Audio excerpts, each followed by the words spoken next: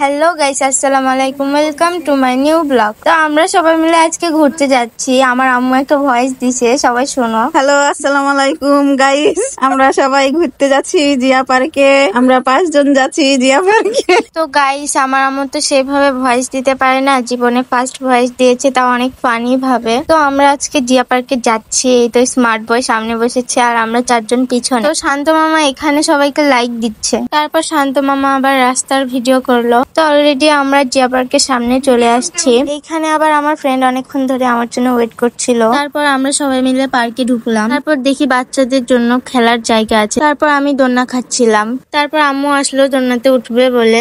দিয়ে আমি বলছিলাম থাক, তুমি উঠো না, কারণ দোলনা যদি ভেঙে যায় তখন কি হবে। তারপরেও আম্মু দোলনাতে উঠলো। তারপর আম্মু আর আমি 2 জন মিলে দোলনা খাচ্ছিলাম। তারপর আমি আর আমার ফ্রেন্ড পিক তুলছিলাম, তখন আশিক মামা ভিডিও করছিল আমাদের। তারপর হালকা হালকা বৃষ্টি হচ্ছিল, তো আমি ছাতা নিয়ে দাঁড়াইছিলাম আর শান্ত মামা আমার ভিডিও করছিল। অনেক সুন্দর লাগছিল, ওয়েদারটাও অনেক সুন্দর ছিল। তারপর আমরা 3 জন মিলে ভিডিও করলাম। তারপর দেখো গাইস, শান্ত মামাও কানে ফুল দিয়েছে আমার মতো, সুন্দর লাগছিল। তারপর দেখো গাইস, আজকেও নাই বলে হাত ধরে ঘোরায় না। তারপর দেখো দোলনাও দিয়ে দিচ্ছে, আজকেও নাই বলে দোলনা দেয় না। শান্ত মামা হেল্পার, ভিডিও করে দিচ্ছে ওদের।